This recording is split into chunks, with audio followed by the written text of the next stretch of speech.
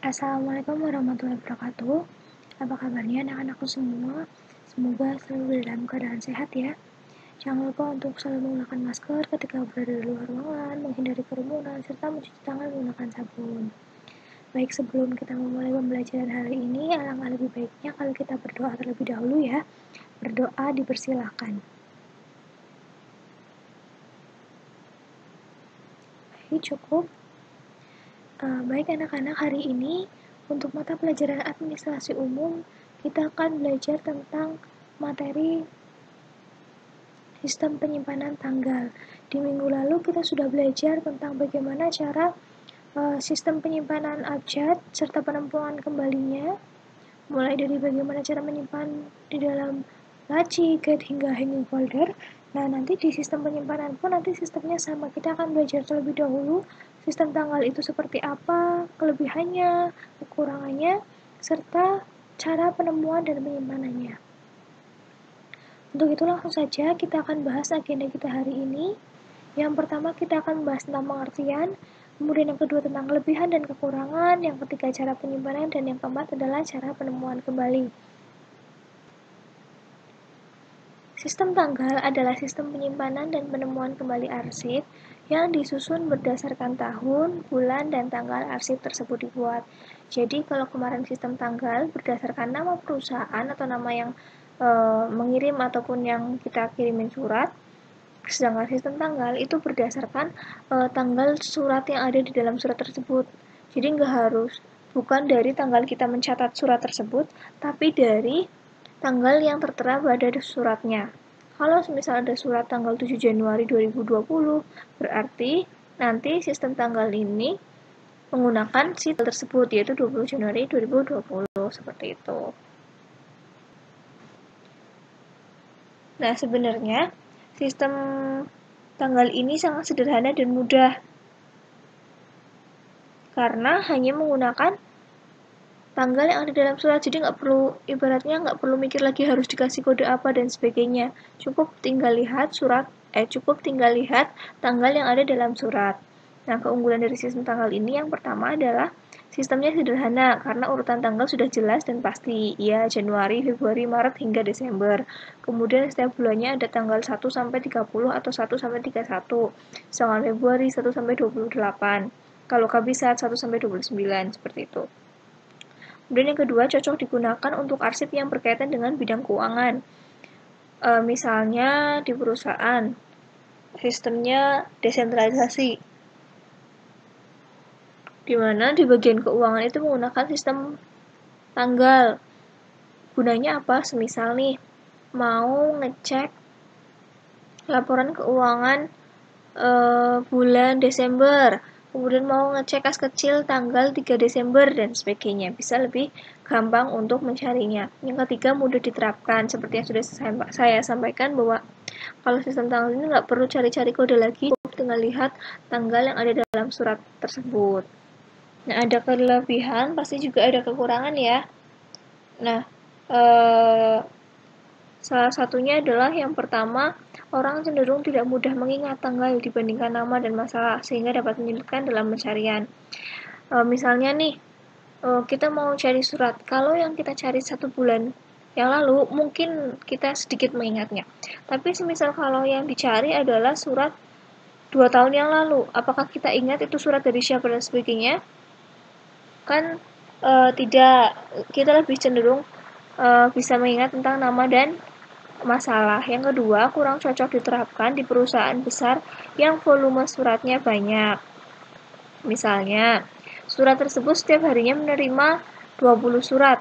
Berarti di setiap tanggal itu ada 20 surat di dalam hanging folder yang sama. Itu kalau 20. Semisal volumenya sangat-sangat besar, sehari itu bisa menerima surat 100. Berarti di hanging folder harus memuat 100. Kalau nggak muat, berarti ada berapa hanging folder dan sebagainya. Jadi kurang efektif. Belum lagi misal ada tanggal yang kosong, berarti harus ada yang kosong dan sebagainya. Itu lebih menyulitkan. Kalau volumenya banyak, bisa menggunakan sistem masalah. Nah, peralatan-peralatan yang digunakan untuk sistem tanggal, yang pertama adalah filing cabinet. basic ya, filing cabinet, guide, dan hanging folder itu basic dalam peralatan dan perlengkapan digunakan dalam sistem penyimpanan filing cabinet. Nah, untuk sistem tanggal ini, filing cabinet itu bisa dijadikan sebagai tahun. Filing cabinet itu dijadikan sebagai tahun, guide sebagai bulan, hanging folder sebagai tanggal. Filing cabinet ini tahun ya.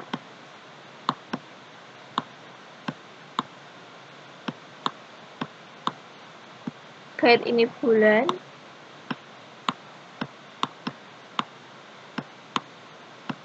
Hanging folder tanggal. Jadi semisal filing cabinet kan rata-rata ada 3 atau 4 laci. Semisal satu laci dijadikan sebagai 1 tahun, berarti tahun 2020 hanya membutuhkan satu laci filing cabinet. Kemudian guide-nya, kalau 1 tahun membutuhkan 1 laci, berarti di dalam laci tersebut harus ada 12 guide. 12 guide diambil dari mana? Dari jumlah bulan. Itu kalau 1 laci memuat 1 tahun. Kalau semisal 1 laci hanya memuat misalnya 6 bulan, berarti dalam tahun 2020 memakai 2 laci. Kemudian guide-nya setiap laci ada 6 dari Januari sampai Juni, Juli sampai dengan Desember. Nah, hanging folder kan letaknya di belakang guide. Nah, hanging folder ini jumlahnya adalah sesuai dengan tanggal di bulan tersebut. Semisal guide bulan Januari, berarti di belakangnya ada hanging folder sebanyak 31, seperti itu.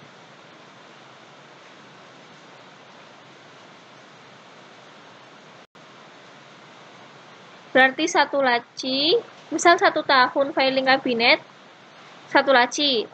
Berarti dalam 1 laci tersebut ada 12 guide dan 356 hanging folder. Tetapi jika semisal 1 laci memuat 2 bulan, berarti guide-nya cuma butuh 2, sedangkan hanging foldernya adalah 2 bulan dari tanggal tersebut, semisal Januari sama Februari, berarti hanya 31 ditambah 28, seperti itu.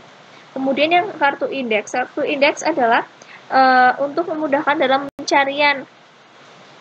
Semisal nih, karena tadi kelemahannya adalah orang cenderung lupa terhadap tanggal dan lebih ingat ke nama dan masalah. Nanti semisal ada kejadian mencari dengan tanggal tapi kita lupa tanggal berapa, kita bisa cek lewat kartu indeks. Karena kartu indeks ini nanti bisa memudahkan dalam pencarian. Kemudian untuk prosedur penyimpanannya, yang pertama adalah memeriksa berkas atau surat. Seperti di pertemuan sebelumnya, bahwa untuk mengecek apakah surat tersebut sudah boleh disimpan adalah ada tanda release mark-nya ya, jangan lupa. Kalau sudah ada tanda release mark-nya, berarti itu sudah boleh disimpan. Artinya surat tersebut sudah selesai diproses atau digunakan. Nah, setelah itu memeriksa tanggal surat yang tertera dalam surat tersebut, tanggalnya berapa. Nah, itu yang akan dijadikan sebagai kode. Yang kedua, mengindeks. Nah, mengindeks ini dilakukan dengan membagi tanggal menjadi tanggal utama, subtanggal, dan sub-subtanggal. Tanggal utamanya adalah tahun, subtanggalnya bulan, sub-subtanggalnya adalah si tanggal itu. Semisal tanggal 20 Februari 2021, berarti tanggal utamanya adalah 2021.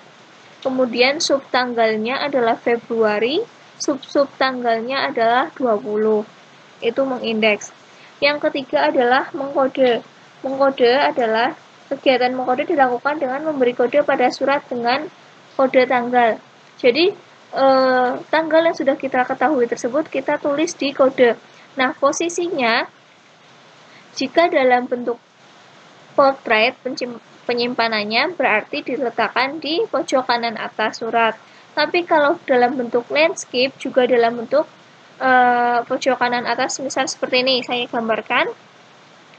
Kalau dalam bentuk portrait, ini copy ya. Nah, kalau misal disimpan dalam bentuk seperti ini, semisal ya, berarti mengkodenya adalah di sini. Tapi secara umum biasanya arsip itu disimpan dalam bentuk tiduran. Ini kopnya. Nah, kodenya adalah diletakkan di sini. Nulisnya seperti ini. Di bawah nama terang si penanggung jawab surat atau seberangnya. Kalau misal tanda tangannya di sini berarti di bawahnya ya. Tapi kalau tanda tangannya di sini berarti di bagian yang kosong di kanannya. Nah, jaraknya berapa? Jaraknya adalah dari bagian sini, kira-kira saja dari sini ke sini itu bisa semisal 4 atau 6 cm. 4-6 cm, yang jelas jangan terlalu jauh. Kemudian kalau dari atas adalah 1 cm dari atas. 1 cm dari atas. Ini tidak baku atau tidak harus, hanya agar terlihat biar bisa rapi semuanya saja untuk kodenya letaknya seperti itu. Kemudian yang keempat adalah mensortir. Kegiatan mensortir ini adalah memilah-milah sesuai dengan tanggal, bulan, dan tahunnya masing-masing. Kalau ada tanggal yang sama dijadikan 1, kalau beda berarti disesuaikan dengan bulannya. Yang kelima adalah menempatkan di tempat arsipnya.